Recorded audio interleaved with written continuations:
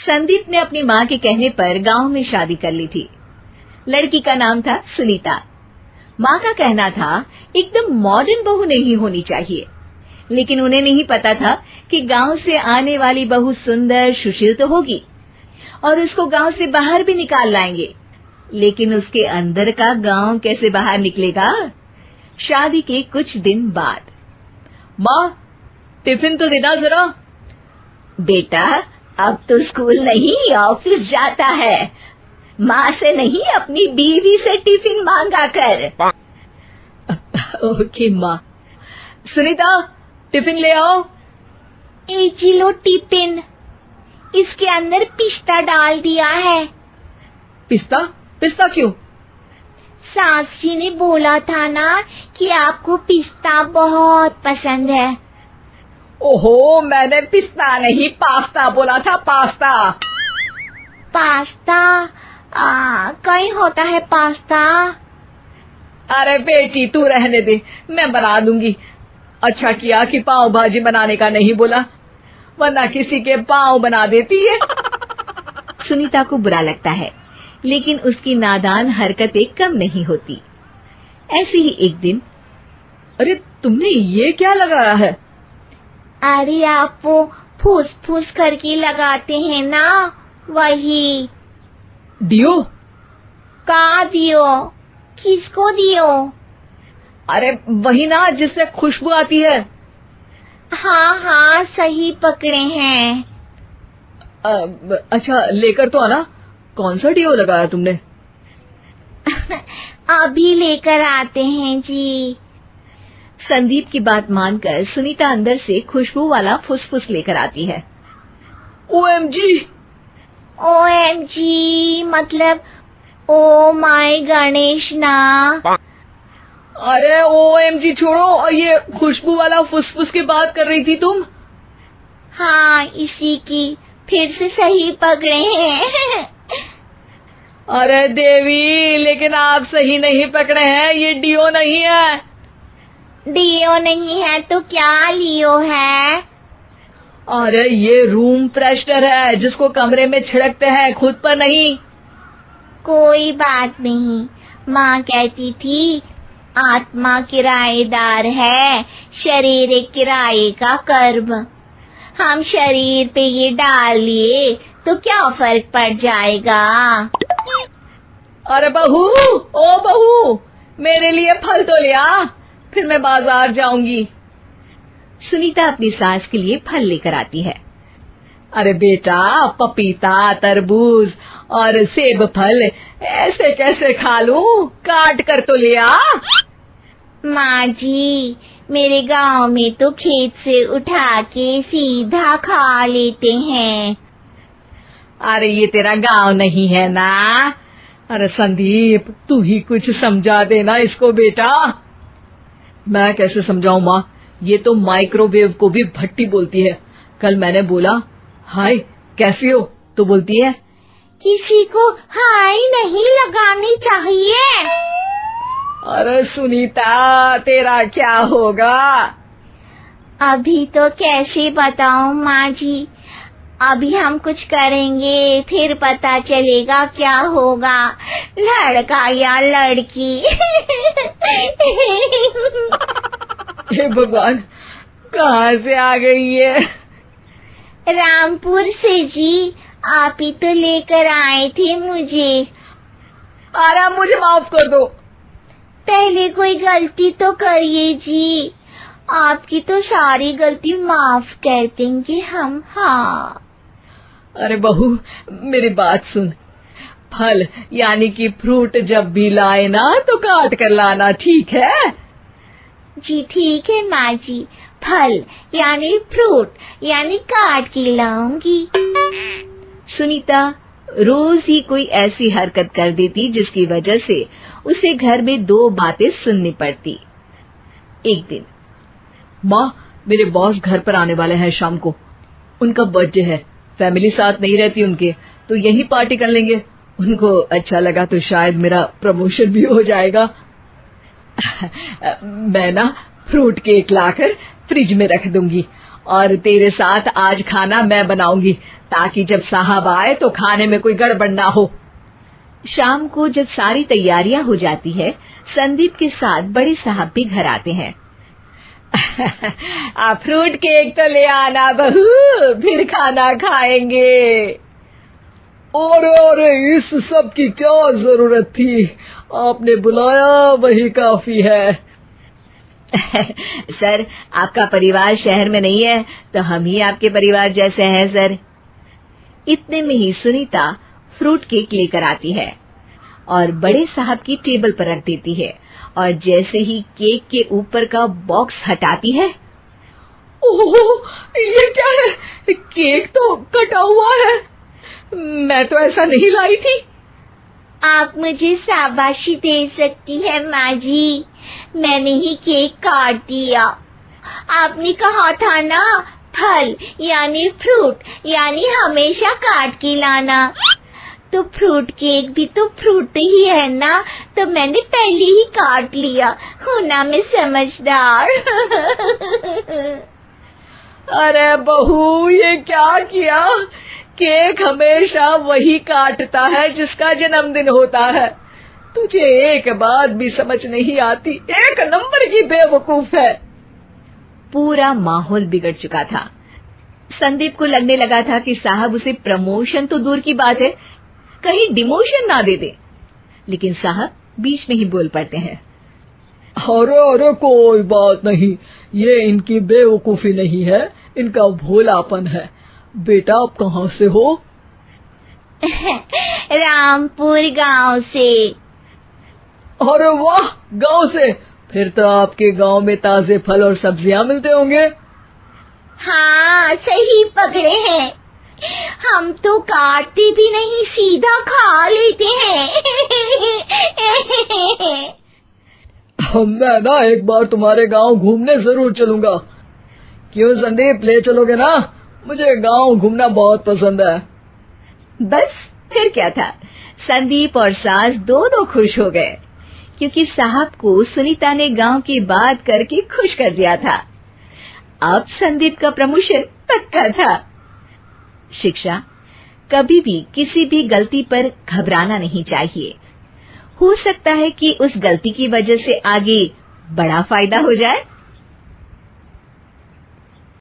देवरानी जिठानी। एक दिन शिवानी और प्रज्ञा रसोई में खाना बना रही होती हैं। तभी प्रज्ञा को रसोई में एक चूहा दिखता है और वो जोर से चिल्ला पड़ती है, दीदी वो देखो चूहा। वो डर के स्लैब पर चढ़ जाती है। अरे चूहा ही तो है, तू तो ऐसे डर रही है जैसे तूने कोई भूत देख लिया हो। कितनी डरपोक है तू भी ना प्रज्ञा। अब ज्यादा हंसो मत दीदी, हर इंसान को किसी ना किसी चीज से डर लगता है। लगता होगा, पर मुझे तो किसी चीज से डर नहीं लगता। मैं तो बहुत बहादुर हूं, पर तू हद कर दी भाई, एक चूहे से डर गई है। एक दिन प्रज्ञा अपने कमरे से बाहर निकल रही होती है और तभी शिवानी उसे पीछे से आकर डरा देती है। प्रज्ञा एकदम से उछल पड़ती है। दीदी ऐसे भी कोई मजाक करता है क्या? अरे जरा अपनी शक्ल तो देख, एकदम बैंगन की तरह नीली पड़ गई है। अरे मेरी देवरानी इतनी बड़ी डरपोक है, मुझे तो पता ही नहीं था। आप ऐसे चौंकाओगे तो कोई भी डरेगा ना? अरे ना, कोई बहाना अब काम नहीं आएगा। आज से ना तुम्हारा नाम है डरपोक प्रज्ञा। शिवानी प्रज्ञा का मजाक उड़ाकर चली जाती है। प्रज्ञा शिवानी की मजाक उड़ाने की आदत से परेशान हो जाती है। जब देखो मेरा मजाक उड़ाती रहती है, इनकी शिकायत तो मम्मी जी से करनी ही पड़ेगी मुझे। प्रज्ञा अपनी सास के पास जाती है और उन्हें सारी बात बताती है कि किस तरह उसकी जिठानी उसके डर का मजाक उड़ाती है। ओहो, तो बड़ी बहू को बड़ा घमंड है अपनी बहादुरी पर। कोई नहीं, अभी उसका घमंड तोड़ देते हैं। मेरे पास एक तरकीब है छोटी बहू, एक काम कर तू। प्रज्ञा की सास उसे अपनी जिठानी को डराने का प्लान बताती है। ये तो बहुत अच्छा आइडिया है मम्मी जी। क्या बात है। आइडिया सुनकर लग रहा है कि आप अपने बचपन में काफी शरारती रही होंगी मम्मी जी। अब आएगा मजा मेरी बहादुर जेठानी जी को। प्रज्ञा अपनी जेठानी को डराने का एक प्लान बनाती है। रात में वो शिवानी के पास जाती है और कहती है, दीदी मुझे ना बहुत डर लग रहा है। क्या हुआ मेरी डरपोक देवरानी? दीदी मैं छत पर गई ना तो मुझे ऐसा लगा कि कोई वहां है। ऐसा लगा जैसे मुझे कोई वहां देख रहा था, जैसे कोई साया। अरे क्या बक रही हो, तेरा वहम होगा। नहीं नहीं दीदी, आप चलो ना प्लीज मेरे साथ, मुझे तो बहुत डर लग रहा है। मेरी एक साड़ी सूख रही थी, वही लानी है। प्लीज आप चलिए ना ऊपर मेरे साथ। ओफो, चल। प्रज्ञा शिवानी को बहाने से छत पर ले जाती है और वो उसके पीछे चल रही होती है। ले आ गए हम छत पर। कहाँ है भूत, दिखा, कहीं तो है नहीं। तभी प्रज्ञा चुपके से सीढ़ियों पर छुप जाती है और शिवानी छत पर अकेली रह जाती है। अरे प्रज्ञा, कहाँ चली गई? प्रज्ञा एकदम से सीढ़ियों का दरवाजा बंद कर देती है। अब शिवानी को डर लगने लगता है। मैं नीचे चली जाती हूँ। लगता है प्रज्ञा भी नीचे ही चली गई है। तभी उसके सामने एक खुले बाल सफेद साड़ी में औरत खड़ी होती है। शिवानी उस औरत को देखकर डर जाती है। हाल तू जलाल तू आई बला को टाल तू, हाल तू जलाल तू आई बला को टाल तू।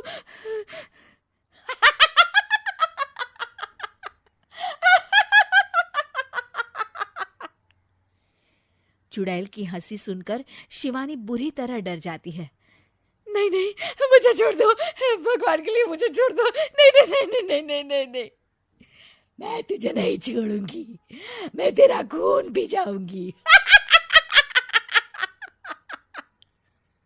तभी चुड़ैल की हंसी उसकी सास की हंसी में बदल जाती है।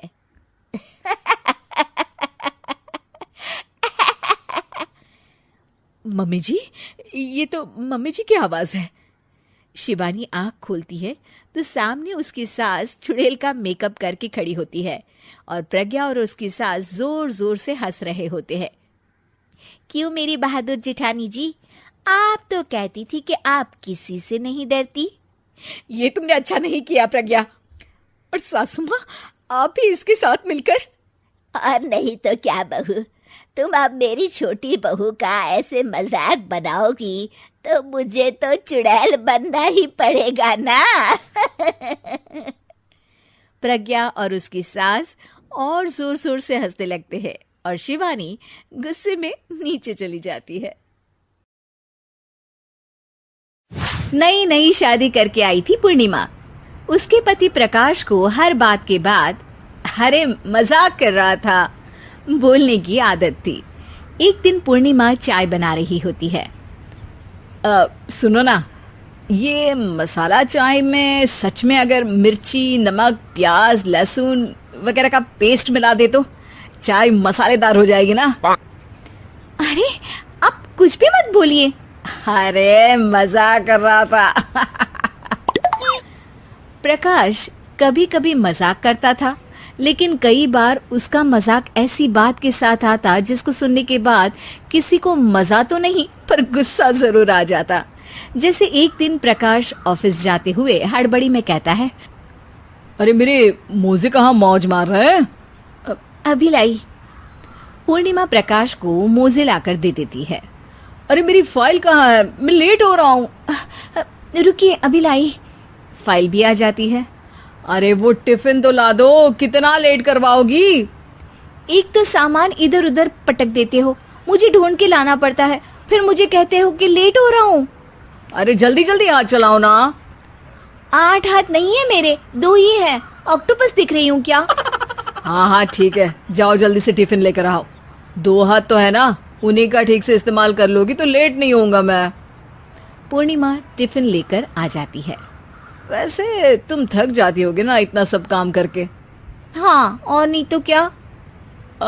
तो मैं कुछ इंतजाम कर लेता हूँ। काम वाली लाओगी क्या? अरे नहीं नहीं, दूसरी शादी कर लूंगा। 2 पत्नी होंगी तो काम आसानी से हो जाएगा ना। क्या? अरे मजाक कर रहा था। प्रकाश तो मैं मजाक कर रहा था कहकर वहां से चला जाता है। लेकिन पूर्णिमा के मन से प्रकाश की 2 शादी वाली बात का दुख पूरे दिन नहीं जाता। शाम को प्रकाश ऑफिस से लेट वापस आता है। हाथ मुंह धोऊंगा, टॉवल लगा देना, फिर खाना खाऊंगा, खाना भी लगा देना। देखो लेट मत करना। सब काम आराम से ही होंगे। आप भी तो लेट आए हो ना ऑफिस से। अरे यार मैं काम कर रहा था ऑफिस में, तुम क्या कर रही हो? घर में जो खाना, साफ सफाई ये सब होता है ना, इसको भी काम ही कहते हैं वैसे। अरे ठीक है, मैं ही कुछ करता हूँ तुम्हारी मदद के लिए। ऑफिस से आकर मेरा हाथ बटाओगे घर के काम में? अरे नहीं, दूसरी शादी कर लूंगा ताकि सफाई तुम कर लो और खाना दूसरी बीवी बना ले। प्रकाश तुम ना थोड़ा सोच समझ के बोला करो। अरे मजाक कर रहा था यार। प्रकाश और पूर्णिमा साथ में बैठकर खाना खा रहे होते हैं। प्रकाश अपनी धुन में खाना खा रहा होता है, जबकि पूर्णिमा इस बात को लेकर उदास है कि प्रकाश हमेशा कोई दुखी कर देने वाली बात ही बोल देता है और उसके बाद मजाक कर रहा था कह के खुद को बचा लेता है। रात को सोते वक्त पूर्णिमा ने सोच लिया था कि प्रकाश से इस बारे में बात करनी ही पड़ेगी। अगली सुबह भी प्रकाश ने ये लाओ वो लाओ का तांडव शुरू कर दिया। अरे काले वाले जूते कहाँ हैं? बेड के नीचे। अरे टिफिन तो लाओ जरा। ले आऊंगी, पर पहले कुछ बात करनी है। क्या बात करनी है तुमको? ये जो रोज दूसरी शादी करने की बात करते रहते हो ना आप, मेरा मन दुखी हो जाता है। मत बोलिए ना ऐसी बात। अरे पगली, पहले क्यों नहीं बताया? मैं इसका समाधान कर दूंगा। अब बोलना छोड़ दोगे ना? अरे नहीं, दूसरी शादी कर लूंगा ताकि उसको तो बोल पाऊं।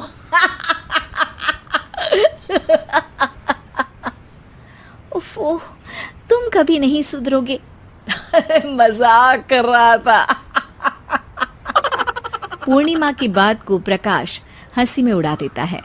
पूर्णिमा बहुत भारी मन से टिफिन लेकर आती है। ये लीजिए टिफिन।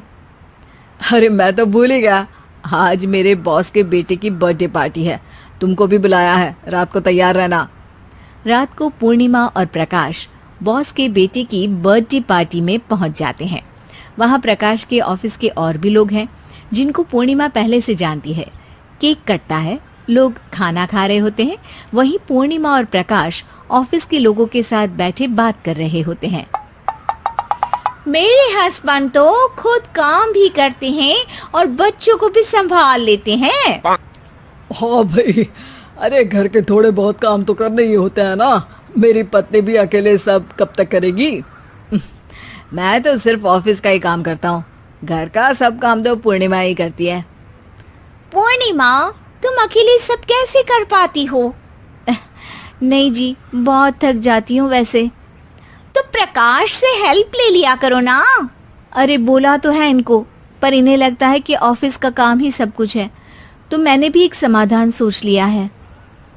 अच्छा, क्या पूर्णिमा, घर में काम वाली बाई रखोगी क्या? अरे नहीं, दूसरी शादी करूंगी ताकि एक हस्बैंड ऑफिस का काम कर ले और एक मेरे घर में मदद कर ले। पूर्णिमा की बात सुनते ही सब कुछ सांप सूंघ जाता है और प्रकाश के मुंह से तो केक का टुकड़ा गिर जाता है। अरे क्या बोल रही हो? कुछ पता भी है क्या? अरे मजाक कर रही थी, वैसे ही जैसे तुम करते हो। प्रकाश का मुंह खुला का खुला रह जाता है और उनकी आंखें भी खुल जाती है। प्रकाश समझ जाता है कि हर बात के पीछे अरे मजाक कर रहा था बोलने से वो बात मजाक नहीं हो जाती।